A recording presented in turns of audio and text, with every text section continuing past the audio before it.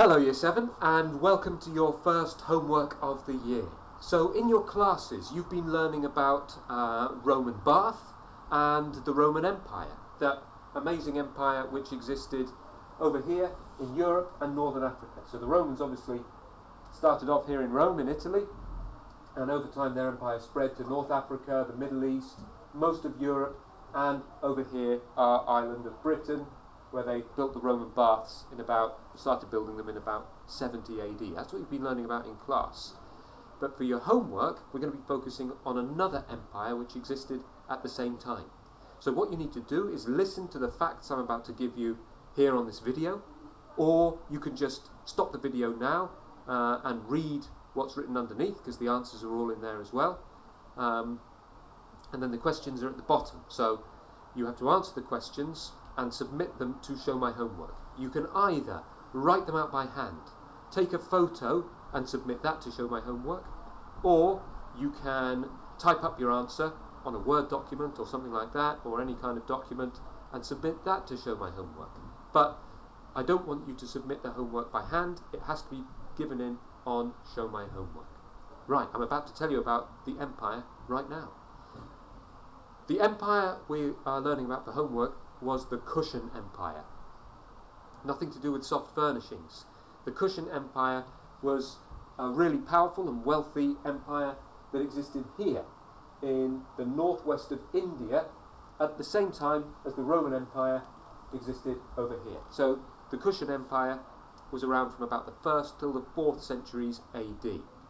It was created first by a group of migrants called the Weiji, who came from China, from Western China over here. They were chased out of their homeland by another group of people called the Xiongnu.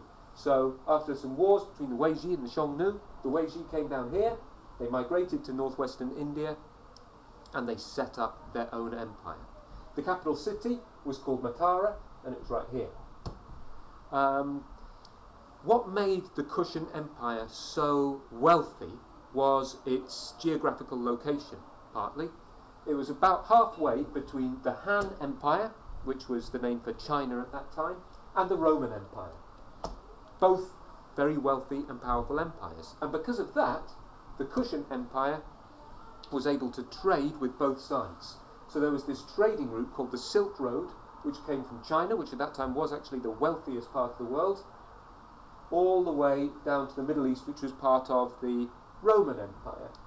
So the Kushan Empire, they were halfway, and that meant that they were responsible for a lot of this trade that was going on down this route.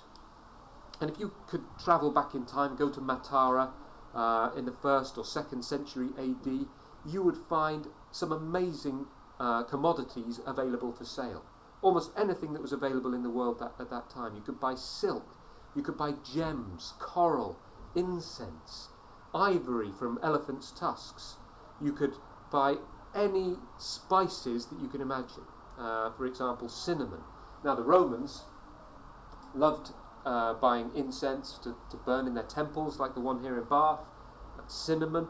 The Emperor Vespasian, who you're learning about this term, was particularly addicted to cinnamon. He loved it. So that had to come from traders from the Kushan Empire.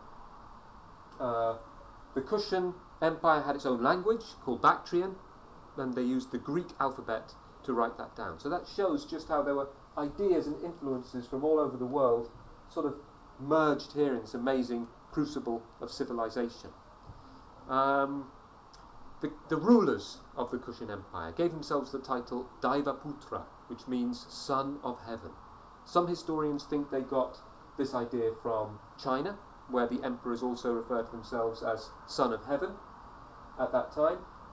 Some historians think maybe they got the idea from the Roman Empire, where the Roman emperors were regarded as gods as well as being the head of the empire. But who knows, maybe the Kushan people came up with it themselves and China and Rome both copied it off them. So the most powerful Daivaputra was this guy called Kanishka the Great. We don't know that much about him. There's a statue of him which survives. Unfortunately, the head's fallen off, so we don't really know what he looked like. There's some coins with pictures of him on. He had a big sort of curly moustache and looked quite ferocious. He ruled between 127 and 150 AD. He himself was a Buddhist. You might have been learning about Buddhism in religious studies, I'm not sure, maybe you will be later in the year. A very interesting religion.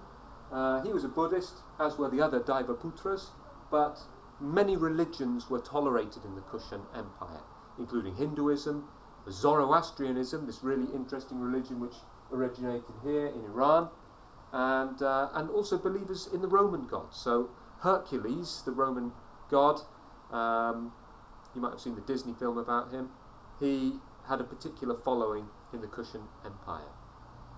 Okay, so based on all those facts I've given you, or the facts that are underneath, or both, you can read and watch the video, answer the questions at the bottom and submit them to show my homework.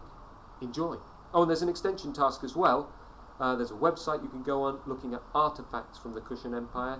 If you want to, you can choose one of those artifacts, look at it and write about what this can tell us about this wonderful Indian empire.